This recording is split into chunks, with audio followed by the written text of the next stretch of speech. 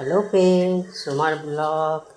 এ দেখো মাংস বানালাম। দেখো না, তো কষার সময় দেখাচ্ছিলাম, এখন মাংসটা তৈরি হয়ে গেছে। এই দেখো, দেখতে পাচ্ছ? এই দেখো, আলু দিয়ে এই অল্প অল্প ঝোল রেখেছি কষা, আর সবই তো দেখালাম। দেখো, মুলো শাক ভাজা, আর তলায় ভাত আছে। এই যে ভাত। তাহলে চলো, দেখো এখনও গ্যাসটা মুছে নিই। না, গ্যাসটা মুছে কত বাসন আছে, বাসনগুলো মেজে তারপরে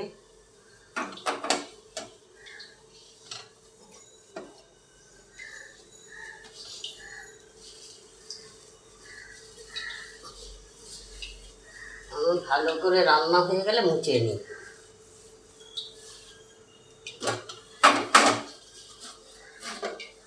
গ্যাস ফ্যাসগুলো মুছে, কত বাসন আছে, এক কারি বাসন,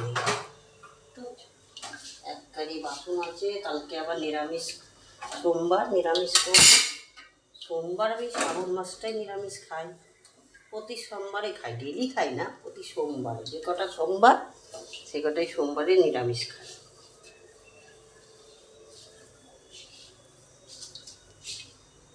মেজে নিতে হবে।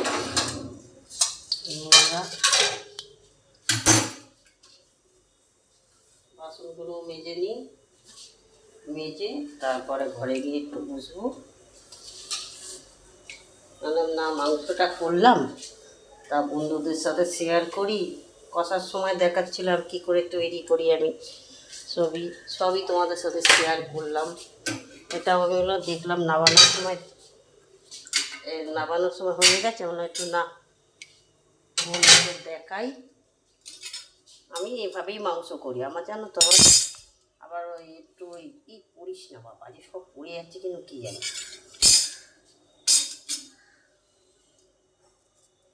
সব পড়ে যাচ্ছে।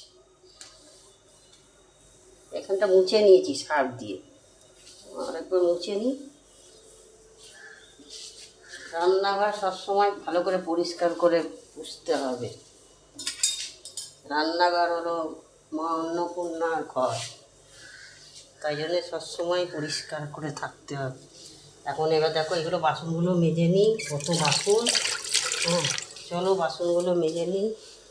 চলো তাহলে, সোমার ব্লগটা যদি ভালো লাগে লাইক শেয়ার সাবস্ক্রাইব করবে, দেখতে থাকো সোমার ব্লগ।